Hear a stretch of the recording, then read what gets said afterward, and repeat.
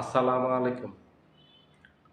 ২৪ সালের ৫ই আগস্টের পর থেকে বিএনপির নেতাকর্মীরা যেভাবে ইঁদুর বিড়াল থেকে বাঘ সিংহ হয়ে গেছে, ওনাদের ভাবসাব এমন যেন ওনারা একেবারে বিশাল কিছু হয়ে গেছে। ওনারা যেভাবে হুঙ্কার দেয় বিভিন্ন রাজনৈতিক দলের সম্পর্কে এবং তাদের সিনিয়র নেতৃবৃন্দ সম্পর্কে, একের পর এক বিএনপির নেতাদের এই যে বিতর্কিত বক্তব্য, বিতর্কিত কর্মকাণ্ড এগুলি বেড়েই চলেছে, এগুলি কমেনি। এই বিতর্ক বিএনপির পিছু ছাড়ছে না। বিএনপির নেতাকর্মীরা প্রতিদিন দিয়ে যাচ্ছেন দেশের কোথাও না কোথাও।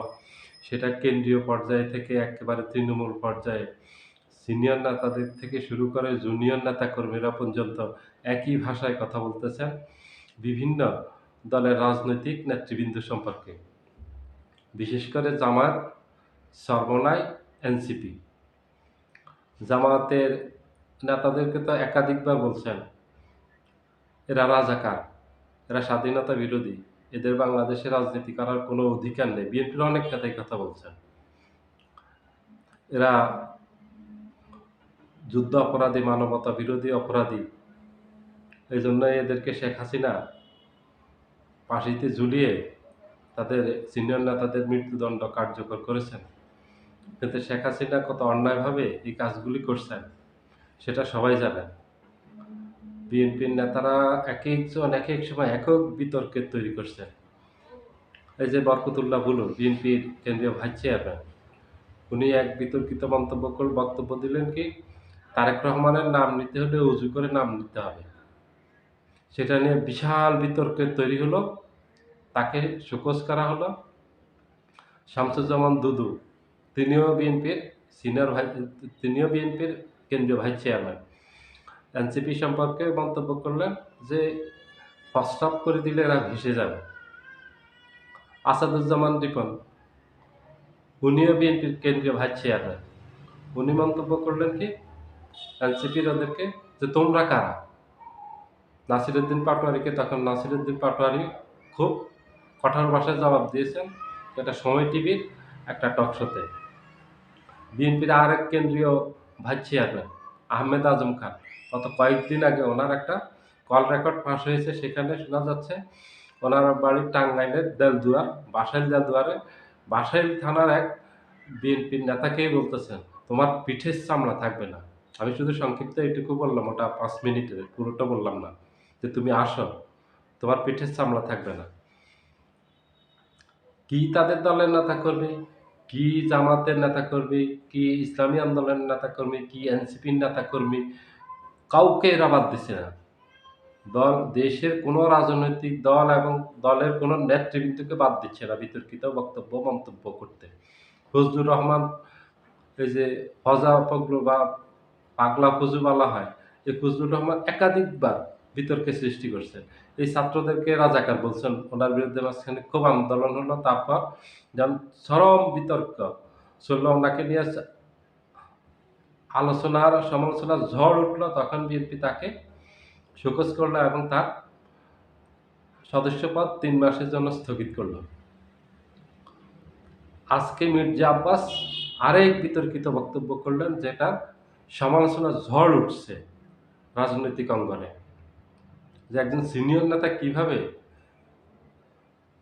প্রতিপক্ষের একটা রাজনৈতিক দলের সম্পর্কে এবং তাদের নেতাদের সম্পর্কে এইভাবে বক্তব্য করেন, যে শেখ হাসিনা, জামাতের জন্য শেখ হাসিনাই ঠিক ছিল,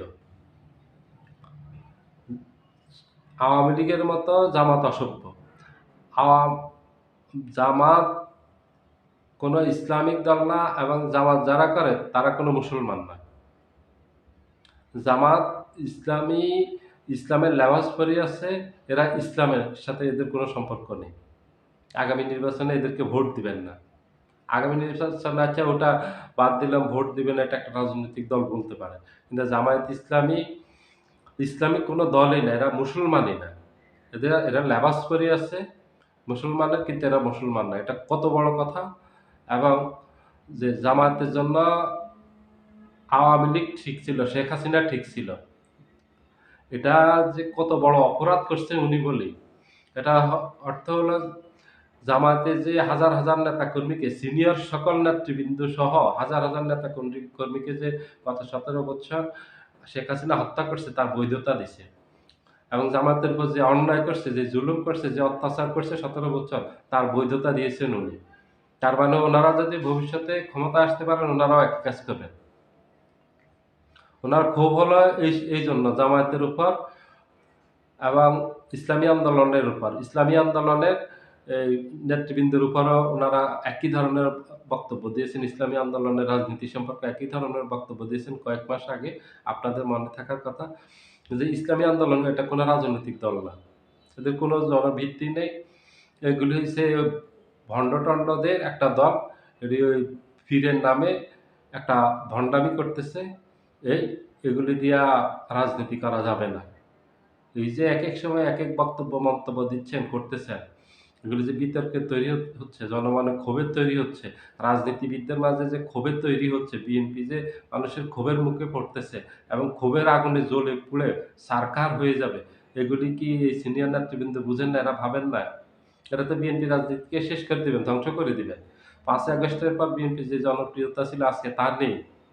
কারণ হলো এইসব নেতাদের এইসব বক্তব্যের কারণে, বিতর্কিত এইসব বক্তব্যের কারণে। এইসব বিতর্কিত বক্তব্য করে আজকে হাসিনা এত ঘৃণিত হয়েছে। হাসিনা দেশ থেকে পালিয়ে যেতে হয়েছে। হাসিনা ভারতে গিয়ে আশ্রয় নিয়েছে। এর থেকে অসম্মানের জীবন, এর থেকে নির্লজ্জ জীবনযাপন, এর সাথে অপমান এর জীবন আর কিছু নেই। একটা মানুষ পালিয়ে যাওয়া। আমি আপনি পালিয়ে গেলেও এটা খুব লজ্জাজনক। আর যখন একটা রাজনীতিবিদ পালিয়ে যায় তখন তার মৃত্যু ঘটে যায় সাথে, সাথে। এদেরও তো একই পরিণতি হবে। কারণ শেখ হাসিনার ভাষাও এরকমই ছিল। শেখ হাসিনারও বিতর্কিত বক্তব্য দিয়েছেন এক জীবন, বিতর্কিত মন্তব্য করেছেন, বিতর্কিত কাজ করেছেন। এই মির্জা আব্বাস সহ আজকে যারা এসব বিতর্কিত কথাবার্তা বলতেছেন, ওনাদেরও একই পরিণতি হবে, একই পরিণতি ভোগ করতে হবে। ওনারাও একই দিকে যাচ্ছেন, একই কাজগুলি করতেছেন, বারে, বারে করতেছেন। শেখ হাসিনাও বারে, বার করছে। শেখ হাসিনাকে সাবধান করছে। আওয়ামী লীগের নেতাদেরকে সাবধান করছে। আজকে তো শুধু শেখ হাসিনা পলাতক না, আওয়ামী লীগের সকল নেতা পলাতক, আত্মগোপনে। সবাই বারবার তাদেরকে সতর্ক করছে, আপনারা সংযত হন, আপনাদের আচার-আচরণ, কথাবার্তা সংযত হন। আপনারা বক্তব্য যেগুলি দিচ্ছেন সংযত হন, আপনারা যেসব কাজ করতেন সংযত হন। কিন্তু আওয়ামী লীগ হয় নাই। আওয়ামী লীগের আজকে এইজন্য এত দুর্গতি। আর বিএনপির নেতারাও বারে, বারে ওই একই ভুল। ১৬ মাসে গত ১৬ মাস বারবার একই ধরনের বক্তব্য দিয়েই যাচ্ছেন, করে যাচ্ছেন আওয়ামী লীগের মতো। তাদেরও আওয়ামী লীগের মতো একই পরিণতি ভোগ করতে হবে। কারণ তারা অলরেডি জনগণের জনরোষে পড়ে গেছে। জনগণের ক্ষোভে পড়ে গেছেন। জনগণের এই ক্ষোভের আগুনে জ্বলে পুড়ে একদম নিঃশেষ হয়ে যাবেন। কারণ মানুষ এখনই বলতেছে যে বিএনপি খন্ড-বিখন্ড হয়ে যাবে। বিএনপি আগামীর ক্ষমতায় যাওয়া তো দূরের কথা, মানুষ এখন বলতেছে যে বিএনপি খন্ড-বিখন্ড হয়ে যাবে আগামীতে। এগুলো বিএনপির এইসব আচার-আচরণের কারণে বিএনপির ভিতরে যেসব অনৈক্য, বিএনপির ভিতরে যত দ্বন্দ্ব, এক নেতা আরেক নেতাকে মানেন না যে বিশৃঙ্খলা বিএনপির ভিতরে, এগুলি দেখে মানুষ বলতেছেন যে বিএনপি ও শেষ হয়ে যাবে। এরকম খন্ড-বিখন্ড হয়ে যাবে এবং এইসব সিনিয়র নেতারা এজন্য দায়ী থাকবে। সবাই ভালো থাকবেন। আল্লাহ হাফেজ।